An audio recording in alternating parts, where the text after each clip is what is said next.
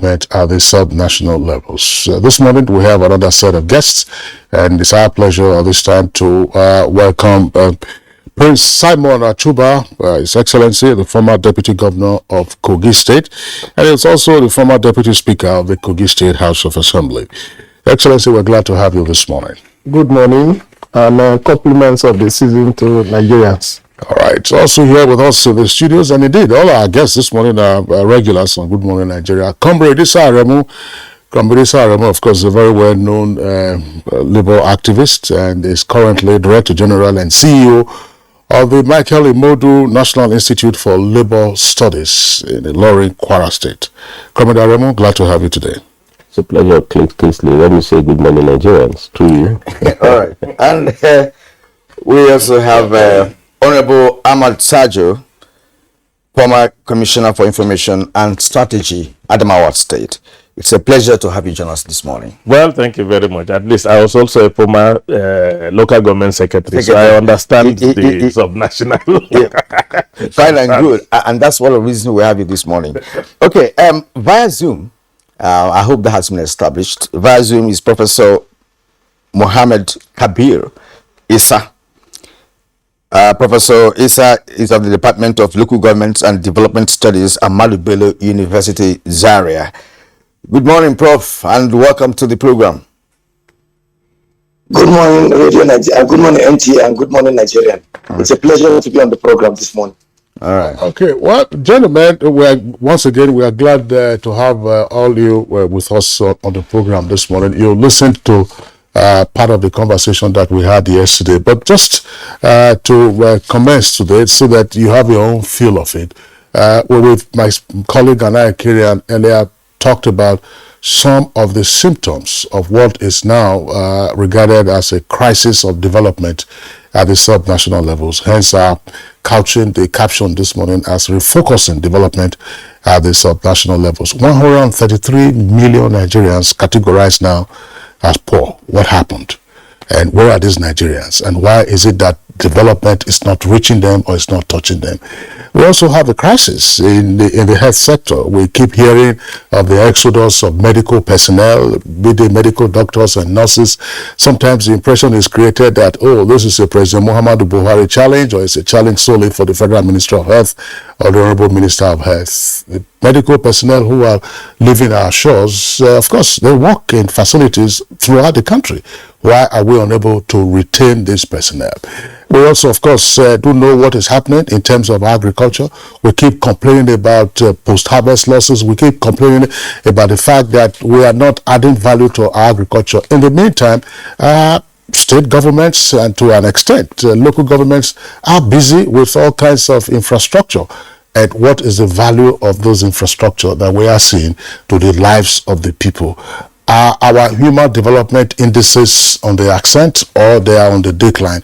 Many would argue that these indices, of course, are on the decline. More particularly, if you were to ask Nigerians today, are they happy? And if they're not happy, what is their evaluation of the state governments? What is their evaluation of local governments? So that's the crisis of development that we are faced with, partly in the sub-national level. And so I begin with the former Deputy Governor of Kogi State, also former Deputy Speaker of the Kogi State House of Assembly. Why is it that a number of states appear to be busy but are not touching the lives of people? Thank you very much.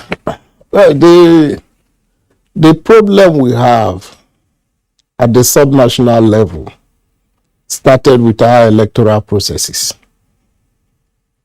It was such a faulty process that brought up individuals who are supposed to be in prison but are now in government houses. So when you have such situation, you don't expect anything positive, because if a criminal is on a seat, he will continue to perpetuate his criminal attitude. Well, today, if you do not have money, you hardly can be elected. You can't be elected. But if somebody steals money and he brings a share to people, that individual is elected and is given a position. And he paid for it. So when he comes, he'll start looking for a way of recovering his money and stealing from the treasury. So going along the rules, going by the law, he will never look that way. He will look at all possible means to ensure that he gets his money back. But glory to God for the recent electoral amendment that has brought in beavers.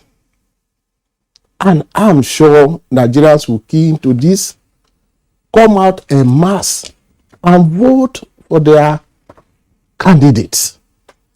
Every locality, we know each other. We know ourselves by name.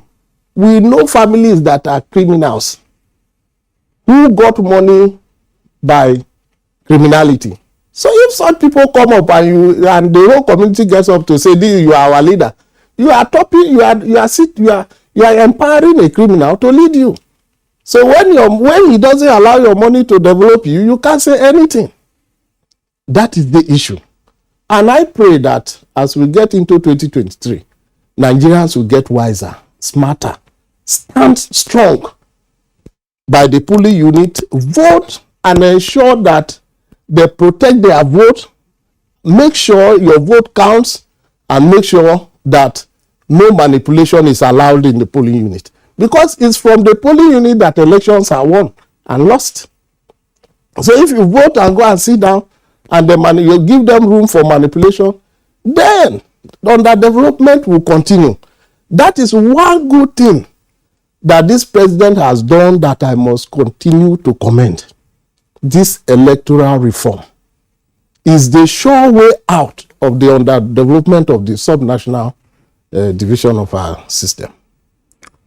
Okay, well, I'm going to ask a question based on what you have explained, and of course the scenario painted by my colleague, before he dropped the question, which actually encapsulated most of the challenges that we have, in terms of development at subnational level. Yes, some criminals or questionable characters may have been elected in some states, but not in all these states. We've had experience where gentlemen were elected into power, men of proven integrity were elected, but when they get there, something eventually happens. Because you see a colleague of yours or a friend of yours whom you have been interacting with for a very long time, when he gets there, it does appear that something takes over, and of course character changes and all of that, power, acquisition of wealth and all of that begins to come in. Right. But what is more important this morning for us is those who have successfully been elected into power within the 3 tiers of government. What are they doing with the power? Those already that have been given the authority, because of course you need to have authority before you exercise power. What are they doing with it in terms of development that will touch the people? Now let me bring in someone who has seen it all, and that's Honorable Ahmed Sajo. What is that intricate challenge that has persisted in governance at subnational levels, affecting not just one state, but almost all the states of this country? Because there's no government, well, previous ones that can boast of not stealing one way or another. So why are all of these makes coming at this level of our democracy in Nigeria? I like the way you put it. I've served as a local government secretary, so I've worked at the lowest tier of government. I also served on the cabinet of a state government, so I've worked at the level of the subnational government, and I'm here with you. I understand what is going on here. I think there are 2 things. First and foremost, my brother, His Excellency, is making it look so simple, but it's not that simple. The political elite in this country have realized that by weaponizing poverty, they will continue to perpetuate themselves. So the poverty level you are seeing is because weaponization of poverty has become a surest path to attaining power. And so if somebody has to weaponize poverty to attain power, why would he say he doesn't like poverty? Because he has realized that poverty is a weapon he can use, to subdue majority of the people. That's number one. Number two, there's a disconnect. You know, we try to operate a federation that looks like traditional medicine, agbo. You know, one medicine cures all ailments. We're a nation of diverse situations, diverse people, diverse environment. But we sit down in Abuja and decide, okay, every state must have this. Whether you need it or you don't need it, whether your environment accepts it or it does not accept it, you just go ahead and develop a process and a procedure and a policy, and you insist that it must work for the entire country. It cannot work for the entire country. There are peculiarities in some other areas that these things will not function. So we need to rejig that one. Then there is also a disconnect. You know, we're operating governments as if they are all different. Of course, naturally, as a country, we have our territory. We can define our territory. If you go, you know the geography of Nigeria. But we're not a nation. A nation is a group of people with a shared vision. One nation, one destiny. One nation, one destiny. But what is that destiny? You have to have a shared vision of that destiny. You have to agree that this is our destiny. Have we developed that? Now, when I was local government secretary, I do understand that one of the things we did then was first to make sure that we never waited for the federal government before we paid our salaries. We were generating sufficient revenue to run our system, whether there was allocation from federal government or not. Today, there is no local government in my state that I know that can pay salaries before allocation from federal government. For me, that is retrogression, not progression. Secondly, I used to have a very good friend of blessed memory, Suleiman Abubakar Inde. He was the supervisor for health. We used to wake up by 12 midnight, 1 a.m. and drive to primary healthcare centers to see whether they were actually People on duty or on not duty at this. We were supervising together because we were very close and we shared that vision of supervision. We used to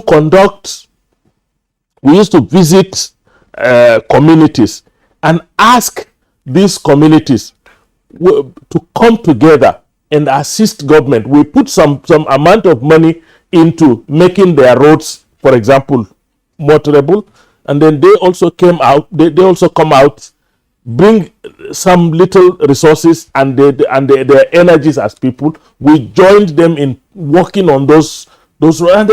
So there were community mobilizations, and all of this is now gone. We just think that the structures of state, you know, are enough to drive development. If you do not involve the people in driving the development, if you do not involve the people in understanding that what you are doing is for their own interest, if you do not get the buy-in of the people, you're just giving them power. And power in itself is of no value if it does not translate into human, development. So this is where we are. All right, Ahmed Sajo, thank you very much. Let's bring in Comrade Isarem. Comrade Isarem, I know that you have your own pitch on this topic, but I was just wondering from what Ahmed Sajo said against the backdrop of our conversation, namely that, there's almost something like centralized planning. You decide on what to do in Abuja and then expect a uniform application of such a policy or program throughout the country. But the issue has to do with the fact that what are the independent actions that the subnational entities can take and have taken, and the impact of such independent actions by way of programs, policies, and projects. What is it that they are doing? And if the federal government also sets out a guideline to say this is what we want to achieve as part of the shared national vision, which you also referred to, something will not be wrong with that. But the key issue that people are referring to now would be the fact that, as I asked earlier, state governments appear to be busy. But the level of citizen discontent is rising because the activities of state governments and local governments are not touching the people. What is amiss? Well, thank you so much, Kisley. But I also think that my colleague, His Excellency, as well as Alhaji Ahmed Wasili through from local to state and the national actor. We have also talked extensively about the way forward to strengthen local governance. But Kingsley, you also know I'm a member of National Institute, and our motto is towards a better society. If you translate that, it means towards a better Nigeria. I want to commend the NTA for promoting development discourse. But in doing so, I also think it's important that we learn to be a little bit more constructive with ourselves. Because development is about building. And to build a nation, you need a constructive mind to do that. I'm saying this because rather than talking of crisis of development, I want to talk of challenges of development. So that we are in a frame for building a nation. And my quick suggestion would be that we need partnership for development.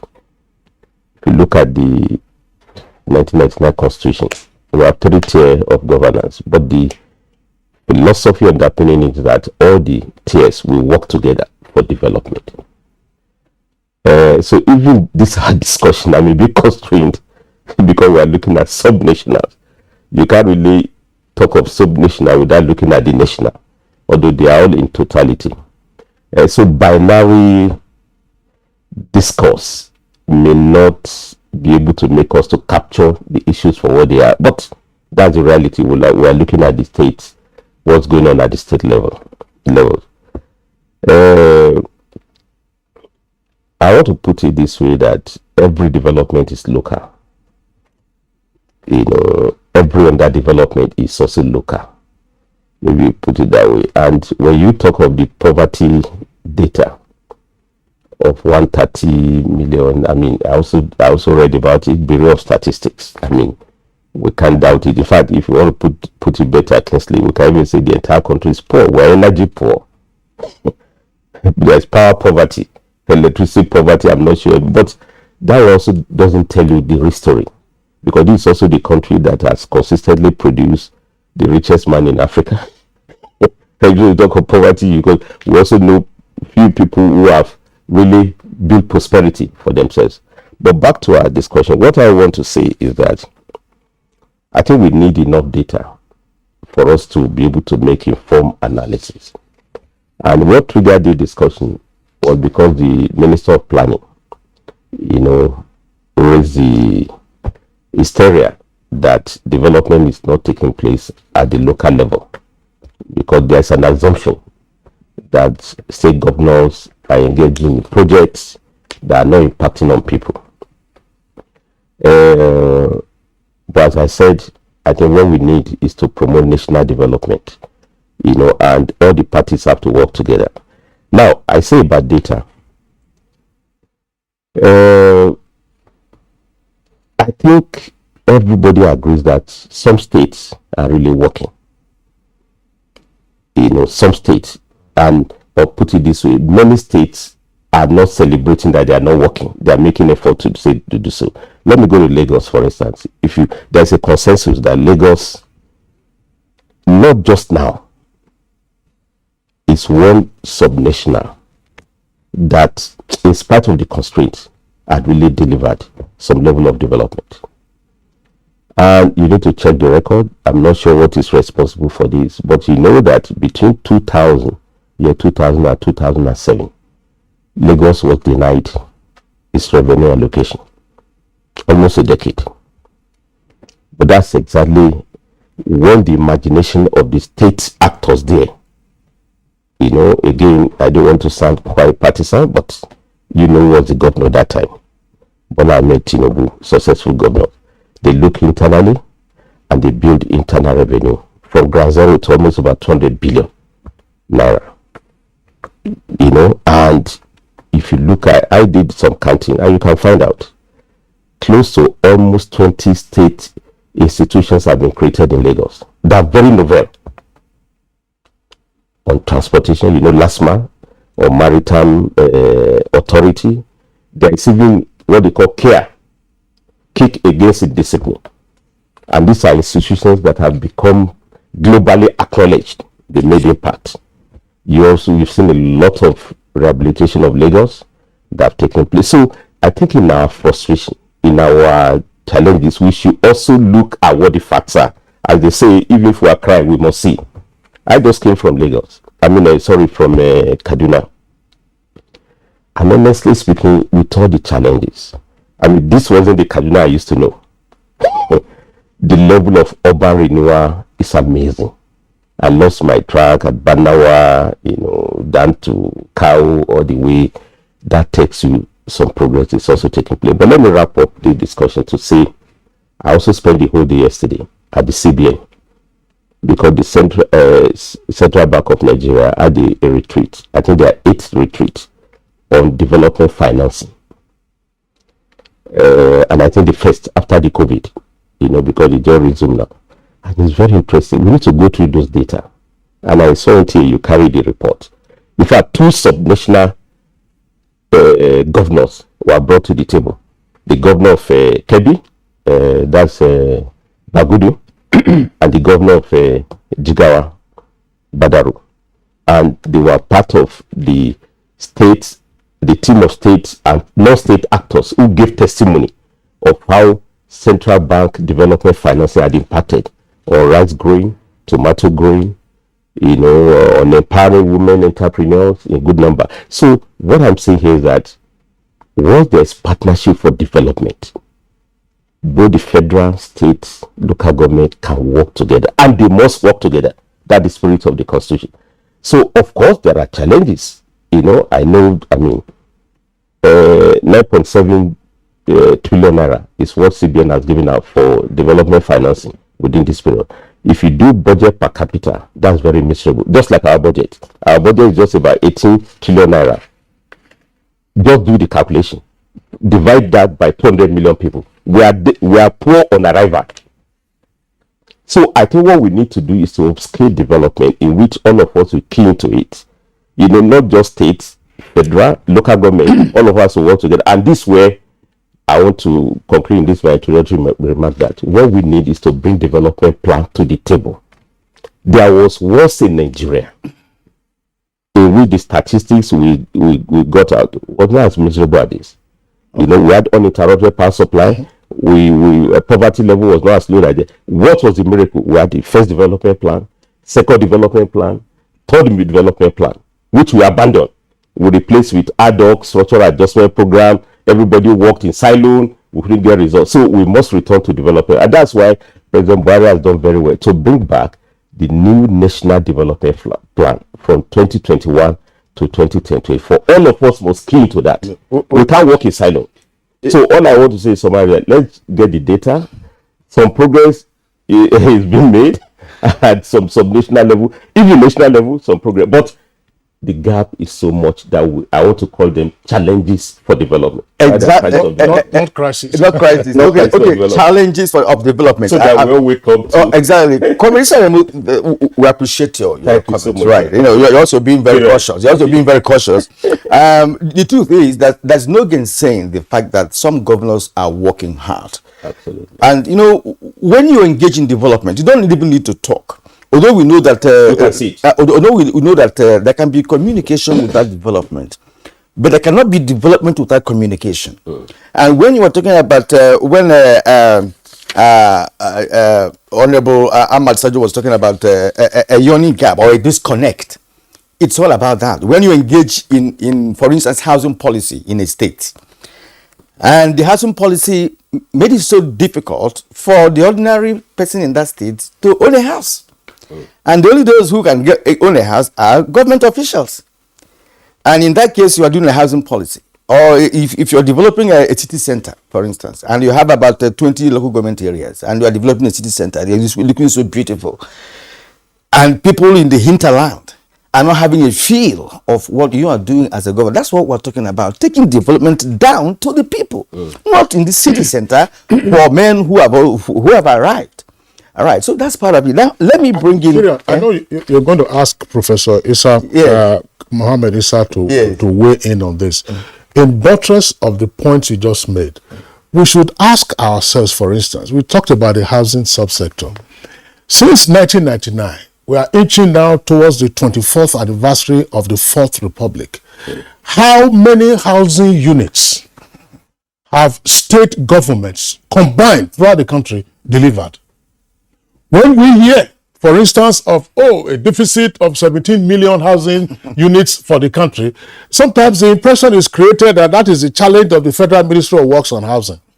Let us ask, if states are busy building bridges, they are busy building tunnels, as some of our guests pointed out yesterday, urban renewal and so on and so forth, and the people are in destitution, are you then accounting for their interests? All right, so Professor Mohammed Kabir is the Department of Local Government and Development Studies. As a matter of fact, this is your area. As a second year student of political science, I studied local government administration as a course, and I mean it's a very interesting course. Now, what would you make of the current situation in Nigeria, where the subnationals are not developing in tandem with federal government policies, and thereby making it difficult for the larger number of Nigerian citizens to benefit from even federal government policies and even their own local state policies?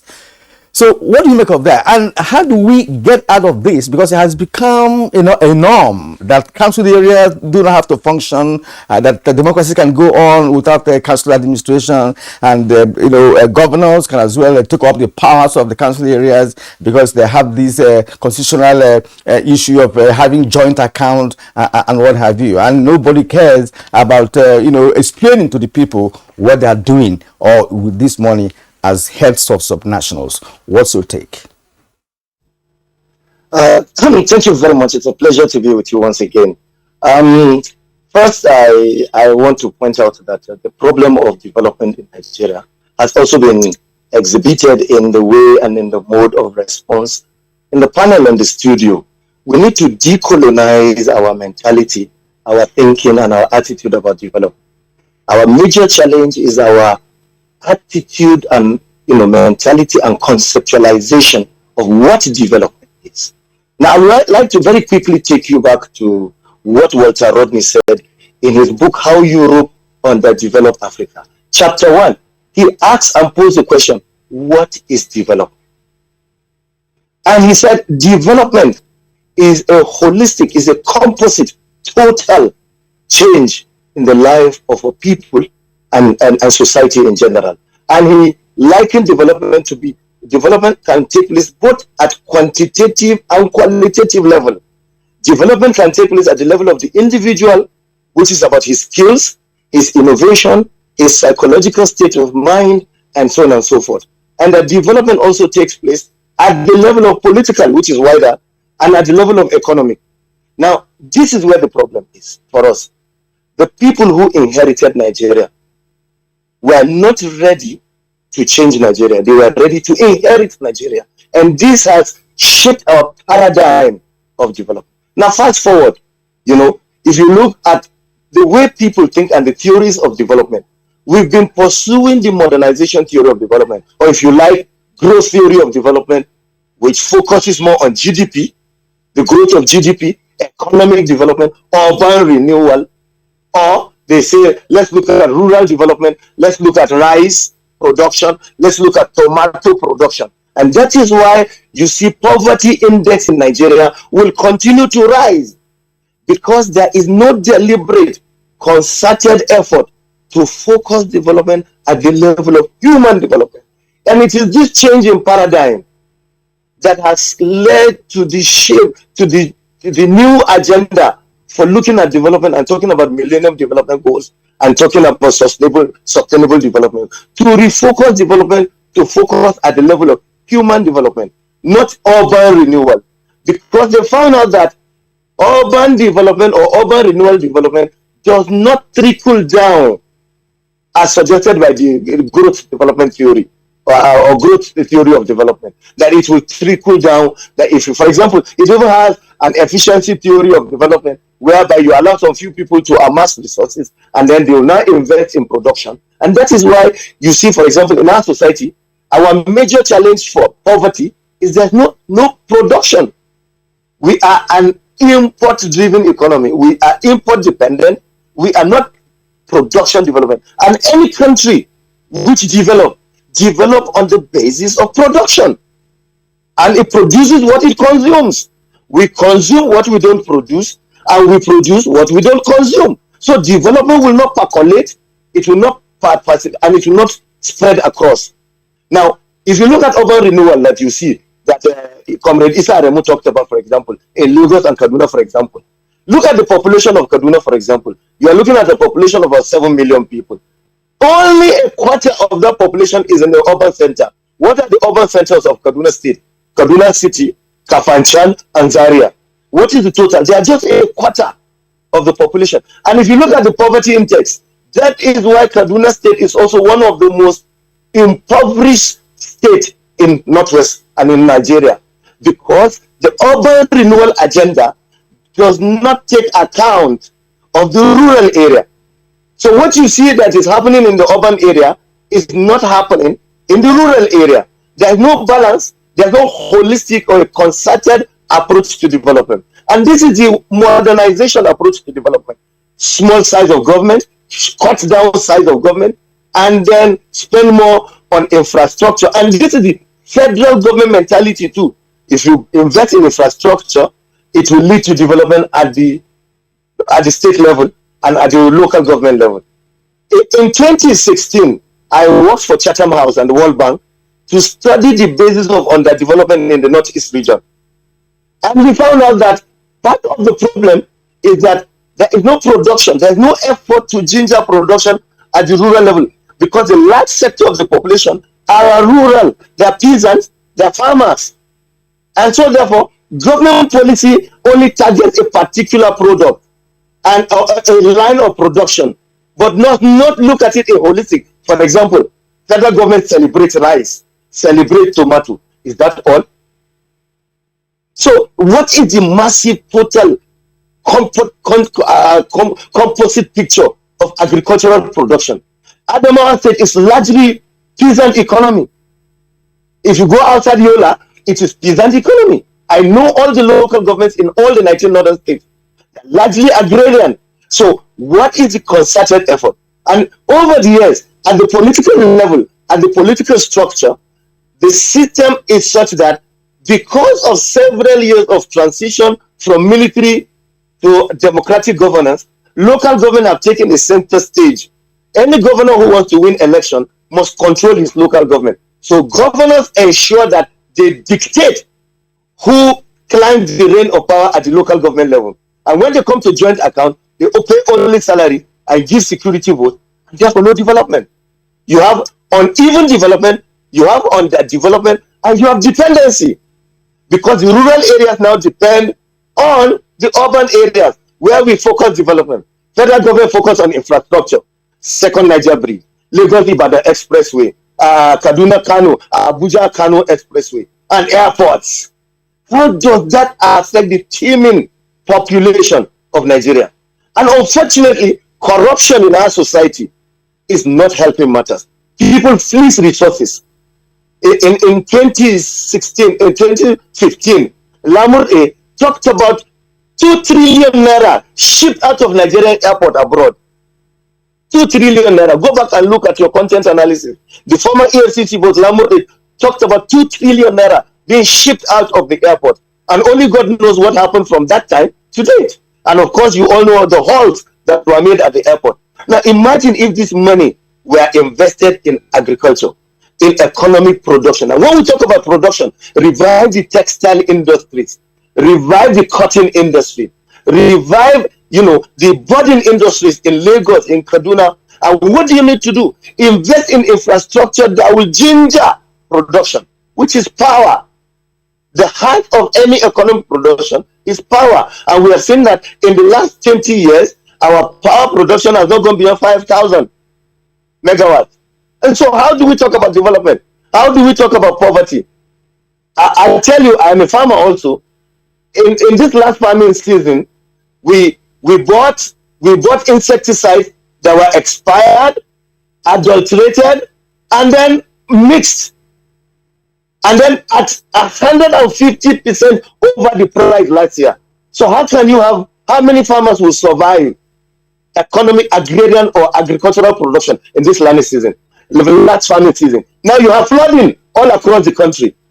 The local governments are dead, and that is why you have insecurity. That is how you have ungoverned space, because the local government have been hamstrung, they have been stifled and taken out of existence. When allocation comes, governors fleece their money unapologetically. They pay only salaries and then give overhead for security, and there's no local government. All right. Professor Kabir Issa, thank you very much for the points that you have raised, and of course the other guests. Quite a number of issues on the table. Perspectives are different, but at the same time you can harmonize the perspectives and say, look, this is where we are. Whether you label it as Issa Remo would, challenges of development or crisis of development as we've called it, or refocusing development at the subnational level, we do know that something is missing. And we use the points of, say, look, since 1999, let's ask ourselves, are people happier, today? And what is it that we can do collectively under the construct of our constitution and indeed the shared responsibility that we are supposed to have? There's an issue which was raised yesterday, and incidentally, it's also on the table this morning, and it has to do with grassroots politics versus grassroots economics. That the focus appears to be more on grabbing power at the grassroots level for self-entrenchment rather than focus on grassroots economic development, and thereby you mitigate rural-urban drift, which, as we have seen in the Federal Capital Territory, a lot of vagrancy and, of course, a climb in criminal activities. But we also yesterday raised the issue about the mindset, because at the end of the day, there is a CEO of a state. At the end of the day, there is a CEO of a local government. And the emperor syndrome is such that their word is law. So it is the focus and direction that they give to development that, of course, will attend to this. So back again to the former deputy governor of Kogi State. Why is it that we don't appear to be seeing the holistic approach to development, such as Professor Issa articulated, at the subnational level? You just say, do this. Some of them are focusing on prestige projects where they are busy, but there's no trickle-down effect. Thank you very much. Basically, all that is as a result of bad leadership. Bad leadership. I was the vice chairman of my local government, 1996 to 1997 or 98, during the Abuja regime. We were getting our local government allocation directly from the state. Nobody was holding the money that was for the local government. And so we could sit as a local government and take decision on projects to implement. Government was at the three tiers: the federal, the state, and the local.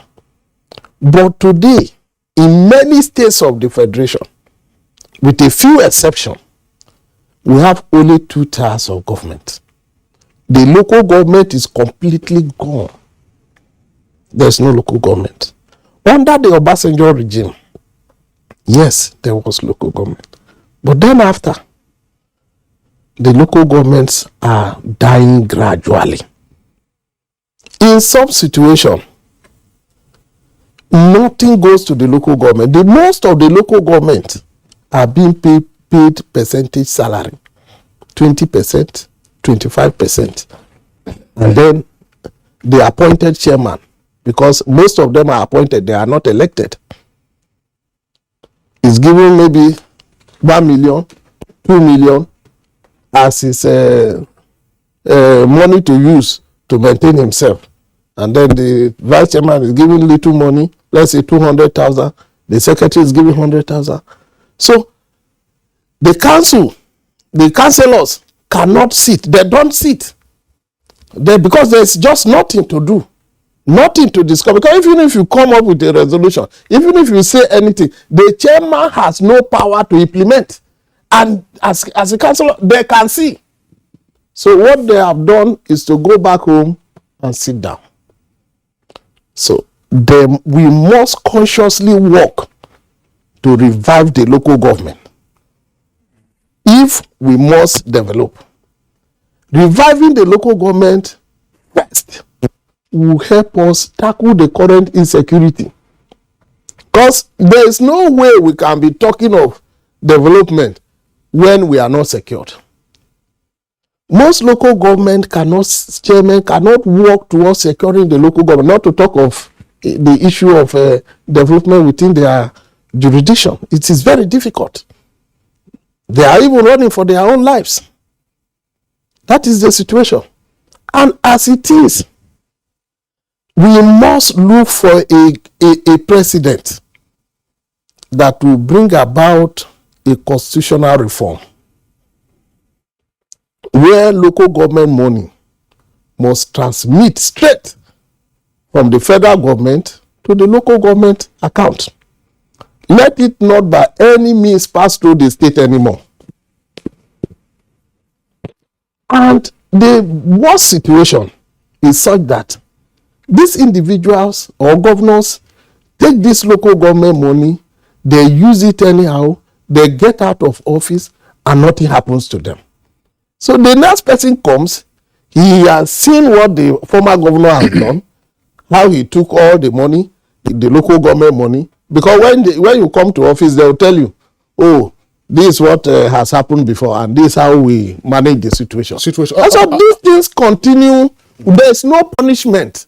I'm sorry, Your Excellency. For offenses. Yeah, thanks a lot for your explanation. But part of my question, and that's really part of the interest that we'd like to pursue, is as follows. Say, look, can we peep into the mindset of the CEO at the state level, the CEO at the local government level? The situation, of course, you have already explained.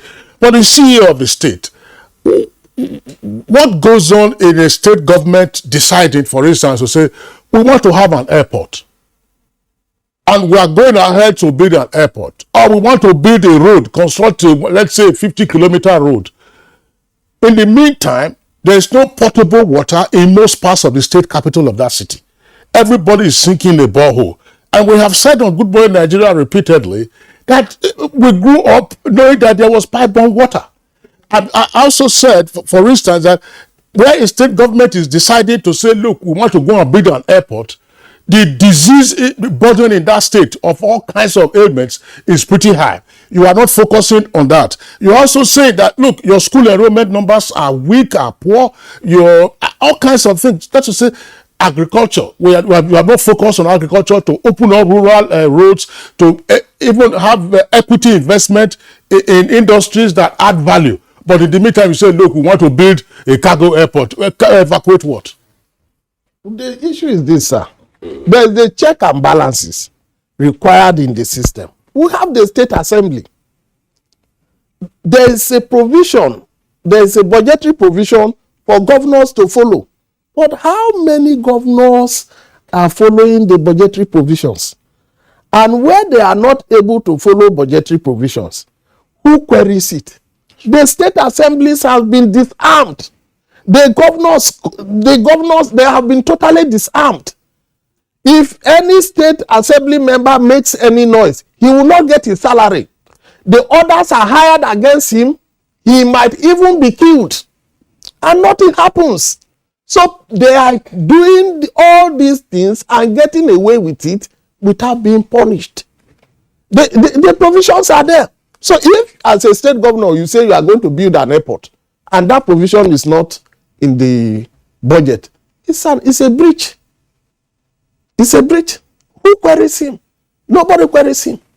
So that is the situation. And if any member of the state assembly now summon courage to say, look, what you are doing is not correct, it becomes a subject of attack.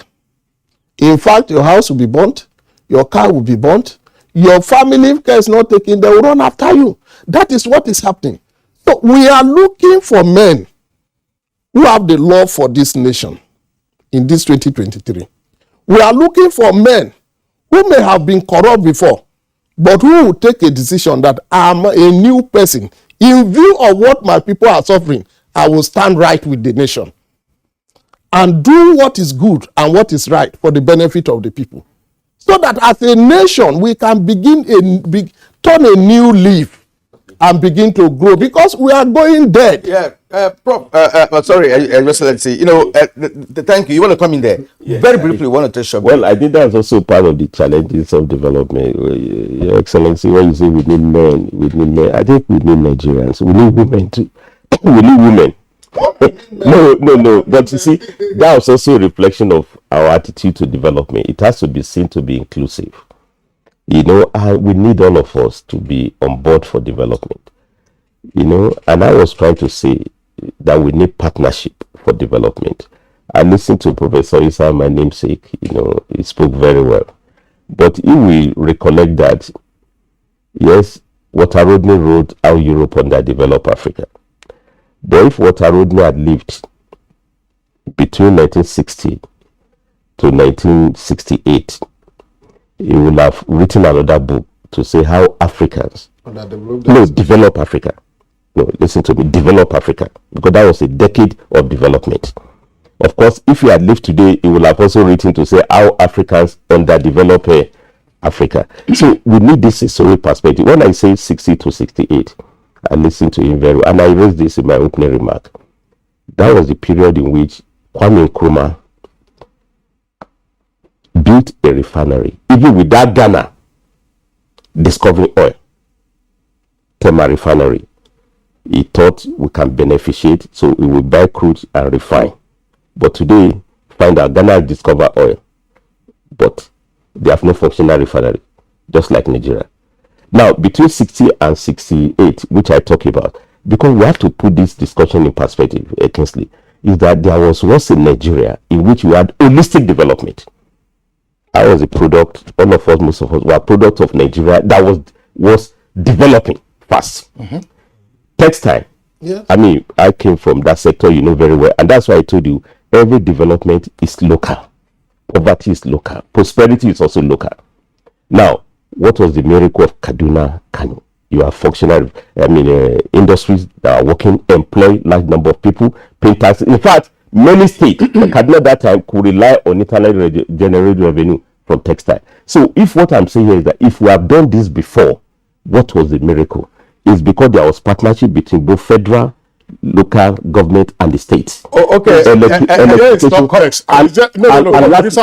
the context is that development plan, which all of us will get bought into. We appreciate your comment. We'll take a short break now.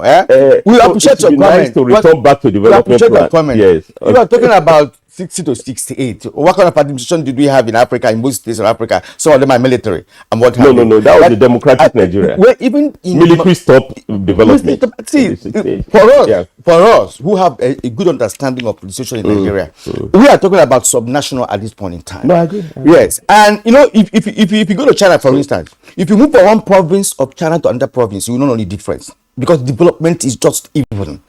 Move from in fact, Beijing, Shanghai is more beautiful than Beijing. Development plan. They have Chengdu is more beautiful than Beijing, the capital. It's because of even development. And now, Professor Sisa says something about Lamode, one-time EFCC chairperson. This year, 2 trillion naira through Nigerian airports. But I will go back to what Rebadu told me when he was EFCC chairman on one assignment, that the money scattered away from state governments. That analysis of the World Bank then said that the monies can build New York as a city. The money scattered away from different states of this country within that period. So now you're talking about when we were good. What about sustenance of that? Have we lost development reasoning? Have we lost thinking about ourselves? So, gentlemen, on that note, let's take a short break. When we come back, the conversation continues.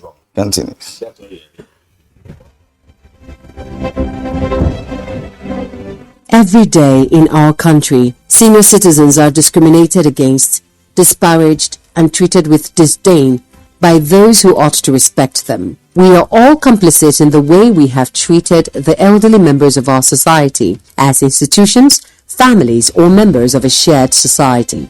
Every time senior citizens get offered less than they deserve for the work they do because they are old, poor, and desperate, we are failing them. Senior citizen loses a child, and wow, they must be responsible for their death. Every time a senior citizen gets labeled a witch, is called mad, and shooed out of the way because they have no memory of where they were headed and look unkempt, we are failing them. We say, abeg, it all old, make it do die, make everybody for rest, to ailing parents, uncles and aunts. That's discrimination. That is neglect. When you see an old woman getting beat up and being accused of witchcraft, do not turn the other way. Stop and teach people that white hairs, wrinkles and hunchbacks are no evidence of witchcraft. Aging comes with a memory decline. Sometimes it's not out of place to have elderly people lose their way, forget details of their lives, and how to properly take care of themselves. When they get to this stage, they deserve your empathy, not scorn.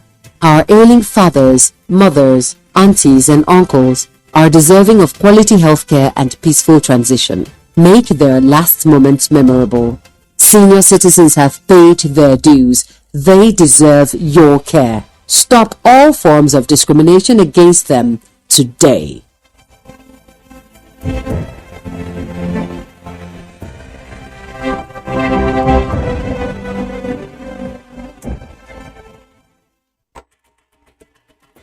To every politician, as the campaigns gain momentum and passions begin to rise, remember, the errors of your opponents do not make you a success. Do not run down your opponent and inflame passions to violence between and among your supporters. What counts is what you plan to do for the electorate and how you intend to relieve the sufferings and bring succor. Nigeria is in dire need of patriotic leaders at all levels, leaders who will make national development their priority. Concentrate on telling the electorate what you intend to do when you get into office. Focus on making your vision clear to the electorate. Don't engage in verbal abuses, fake news or speeches. Keep dealing with issues that will bring progress. You win the hearts and minds of the people by being above board, by being civil, patriotic, and showing empathy. Let's join hands to make the 2023 elections peaceful. A message from the National Orientation Agency.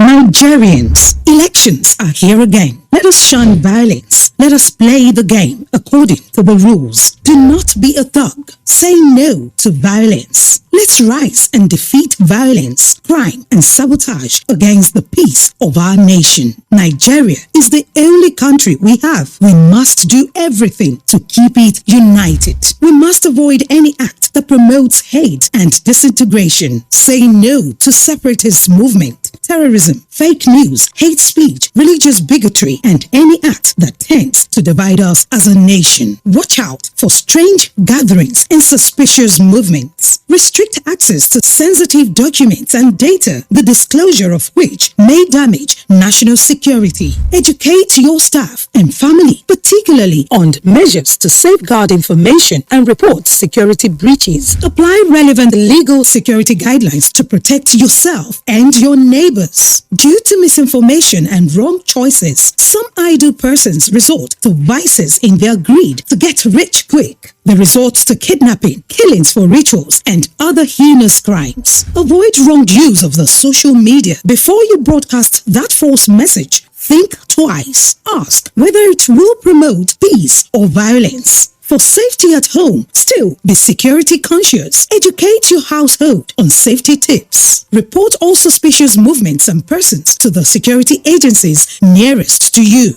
Be a good citizen. Be patriotic. To pass security information, please call 0813-222-2105, 0915-339-1309, 0908-837-3514, or send a mail to dsspr@dss.gov.ng. This message is from the Department of State Services, DSS.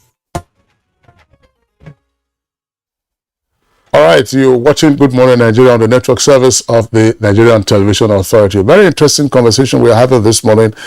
Even while we went on that short break, all our guests, of course, have very strong views to express on this subject matter, and more particularly what needs to be done to change the narrative. And that's why we're saying refocusing development. I want to come back to Ahmed Sajo, former Commissioner for Information and Strategy, Adamawa State, and also former Secretary to a local government in that state. The issues, of course, are multifarious, but I'm just wondering, has the emperor syndrome so overtaken governance at the subnational level such that the people are helpless? So it is what the emperor dictates that goes on. But we do know that empires don't last forever. I think that has not been my experience, and I will speak from my own experience. First and foremost, I heard Prof talking about Walter Rodney. Well, that was done at a different period. There's a book I read and I cherish. Everybody needs to read it. In and Out of Poverty by Xi Jinping, the current leader of China. You've read it exactly. What did Xi postulate in his book? And that is what he used in pulling Chinese out of poverty. A reasonable number, about 800 million Chinese out of poverty. What did he do? Development indices, key performance indicators in development were moved from celebrating projects as we do to looking at the people. What do they feel about their lives? How happy are they? But that's what we are talking about. Now, I told you, but His Excellency was my guest in Yola. Remember, in my office, when I was a commissioner, every commissioner had a portrait of himself up there. I did not have my own portrait. What I had was a poverty map of Adamawa State. And when you come, I tell you, this is our poverty map. What are you going to add to our existence to reduce these poverty levels? Because I knew the poverty situation in every local government, and I knew how bad it was for us, and I was working towards that. So what I am trying to say is that for as long as we read development as number of roads, bridges, airports that we build, without asking our people how do they feel about the development themselves, we are losing track. That's one. Secondly, I talked about us, playing the Agbo syndrome, the traditional medicine syndrome. One medicine cures everybody. If you're going to do housing, for example, if in my place, what we need are sorrow, not corrugated iron, whatever. Why must you say this? The houses must look the same across the country. Why must you? There are places in this country whose culture is that if you build a house and there is no wall around the house, that you've not satisfied their interest. There are places in this country, if you have a house that does not have a generous backyard, the house is not their own kind of house. No, whose responsibility is that? It's our responsibility. No, who are they our? The leadership. The leadership of the country at all levels. Okay. At subnational, at national, and at local government level. We need to develop a paradigm that works for the people according to their own existence. Exactly. Not according to our feelings as a people sitting in Abuja. Exactly. Paradigm shift in terms of development. I really noted that you have to, if you want to develop properly, you have to communicate. What do you want? What do people want? If you don't establish that and you're giving them what they don't want, it's as good as nothing. That's what happens. Let's bring in Professor Issa once more. When I was looking at remediation, what can be done? How can we turn around the situation? I know it's well depth. In fact, it's habitual now, for state governments not to perform very well. Yes, we have seen projects. As we are saying this morning, how are these projects trickling down to the ordinary Nigerian? What have you done? Do they have skills? How do they exist? Are there power? In fact, as a matter of fact, one has said before that a state government can even establish a power station that can power his state. You don't have to link yourself to national grid. Instead of an airport, I would prefer to do a power station in my state. Of course, to empower my people, because of course that will bring about development. Why are we not thinking in that direction? What can we do, Professor Issa, to turn things around for the subnational level administration in Nigeria? Thank you very much for bringing me back on board. Again, I would like to draw you to an instance that you see, we must have a national conversation in Nigeria that was focused on both nation building and state building for development and national integration. Please understand me very well.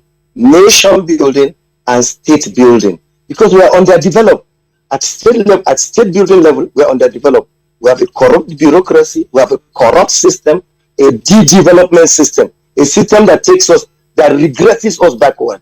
So we have a state's infrastructure that is rentier in state, that's prebendal in nature and character, and ruled by a group of elites who find joy in traveling to Dubai to seek medical health, sending their children to UK and US for secondary education, sending people to Ghana and what have you, investing in Ghana, but cannot invest in their own local economy. So we must have a conversation about economic nationalism for economic development. Any Nigerian who has money abroad, not investment, we encourage people like Angote who invest abroad and bring back a profit. But any Nigerian who has money abroad is an enemy of the country, is an enemy of the state, is an enemy of the nation. So we must, first of all, imbibe this culture of nationalism and patriotism of economic development for nation building. Now, in terms of nation building, we must have a conversation. We want to build a Nigeria. We have people who talk about Edomo Dua or Aniz Ndigo, Ariwa Consulted. We must go beyond that boundary. We must talk about conversation about Nigeria. The lady who won the athletic medal for Nigeria, everybody celebrated her, but she's from Ogun State. She's Yoruba, but nobody is talking about her coming from Ogun State. Nobody is talking about she's a Christian. Nobody is talking about she's Yoruba. Everybody celebrated her as Nigeria. We must celebrate Nigeria. The music industry, look at the closing ceremony in Qatar. Nigerian music was played. Look at everywhere. Look at the celebration. But can you talk about that in Nigeria? So we must have a conversation about Nigeria. What type of Nigeria do we want to have? Our elite must rise up above separatist movement. Look at, you cannot guarantee election in the northeast, in the northwest, part of northwest, and the southeast. The 2023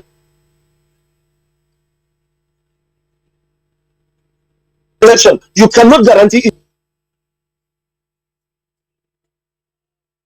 Professor Issa, it looks like there is a freeze there on your Zoom. We are virtually now on the home stretch of this conversation. A number of issues have been raised, and we believe that it's an ongoing conversation on how to refocus development at the subnational level. One point that we have also touched on, but very briefly or tangentially, also has to do with well, apart from apparently misplaced priorities, whose outcomes do not therefore trickle down to the people and then improve their welfare and their well-being, we've also seen the absence of fiscal controls at the state level. I mean, earlier, Comrade Issa was talking about the decade of development on the African continent from 1960 to 1968. Sir Ahmadu Bello in the north, Emma Okpara in the east, Chief Obafemi Awolowo in the southwest, and then of course on the midwest, Usadebe and others. Let's ask ourselves this question: how many times did Sir Ahmadu Bello charter aircraft going from one location to another? What is the cost? What is charter aircraft, which has become the carrier? You understand what I'm saying? You know, when you charter aircraft and you ask yourself, as economists would, what is the opportunity cost of that charter? These men you mentioned, they didn't even have their own personal houses. They didn't even be their own personal houses. These men you mentioned. But no, you got the point. How many SUVs? How many SUVs did they have? And I asked the question yesterday, gentlemen. Today, what the vogue, of course, is not just an SUV, but an armored SUV. How many tractors would an armored SUV buy to help the poor farmers, and then of course to lighten their burden and increase their yield? When you say SUV, yeah, I think that is one SUV. It's about 6, 7 attached to one person, and we're taking SUV as if it's one. When you go to the issue of hiring plane, that is at a high level. Today, let me tell you, in most local government, the workers do not stay there, and they don't go to office. I think that's precisely the point. Now that we need to mistake up the development distance. Yes. Level. And I thought we should stay on solution the way forward. You know, you mentioned China. China is running 12th 5-year development plan. We virtually started the same time. So all those Shanghai city group, they are part of the development plan which everybody bought into. And that's why I'm talking about. Even sustainable development goal 17 says that all the actors have to work together. In the case of Nigeria, local government, state, federal. And I'm happy this discussion is taking place. Let me talk NTA because it's on the eve of election. You know, let's put the issues on the agenda, which we are discussing now. And if I have my way, I think we should legislate the new development plan. Didn't miss no one. So that everybody keeps, because the new developer did not say government should charter flight. He did say that you should be doing projects that do not trickle out to the people. All of us should get bought, because that beauty of that plan is that all the stake actors were there. It does also say workers should not be on duty. And the last one I want to raise, I am the Director General of a Labour Institute. I inherited an institute that was abandoned, already decayed. But I didn't go there to be agonizing. I need to modernize. I need to bring it back. And today it's hindered. But what I'm saying is that sustainable development can only come through time. If you go to a Labour Institute today, there is a difference between what I made there and what we are doing now, because it worked before, and we have to now bring it back to work, and that requires honesty of purpose, transparency. Just local government autonomy is very important. For him to answer. Yes. You see, now most workers no longer stay in the local government. It means that when they earn their money, they don't even spend it in the local government. The same for the state. And so the economy of most of the states are now dried. During my time as vice chairman of my local government, I come from my village to the local government headquarters 7:30 on bicycle. I'll go because the local government road was not tarred, and I remain in office to closing time, Monday to Fridays, and I go back to my village to sleep every day. And when eventually I had a car, so I started using, when the road became good, I started using vehicle and it was okay. But today, they don't even go to office at all. And in the state, when they make money, they take this money from the state, they bring it to Abuja here. We're running out of time. Before we close, you're talking about local government workers not going to work. Well, personal experience, to my local government area, for one document or the other. And I got there. There was nobody. It was a ghost town, a council area.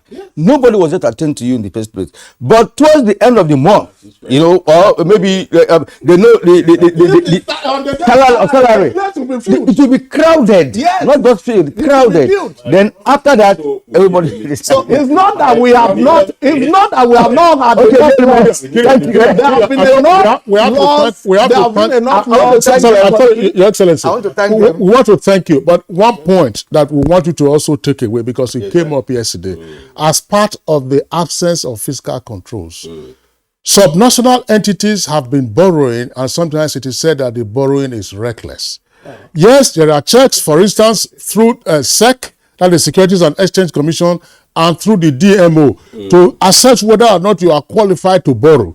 When you are then pre-qualified and indeed you borrow, when you are utilizing the money, nobody keeps an eye on you. Well, so SUVs are charter aircraft. Let me sign off this program. I want to thank you, Prince Simon Achuba, former Deputy Governor, Kogi State, former Deputy Speaker, Kogi State House of Assembly. We thank you for being here this morning for the program. We thank you and appreciate your time. Kwame Isaremu, Director General, CEO, Michael Imodu, National Institute for Labor Studies, Ilori, Kwara State. Subnational. We thank you. We thank you. You're still operating a borehole in Ilori. All right. That's by the way. Honorable Ahmad Sajo, former Commissioner for Information and Strategy, Adamawa State. Thank you again. As always, I mean, you always here with us, yes. But we really need to determine our development based on people's opinions. Of course, Professor Mohammed Kabir Isa, Department of Local Government and Development Studies at Malibolo University. We want to thank you so much for your point this morning. We appreciate that. Yeah. Thank you very much. I appreciate it. But you have to bring me to the studio. You guys are unfair to us on Zoom. Okay. You are doing a studio. Okay. All right. No.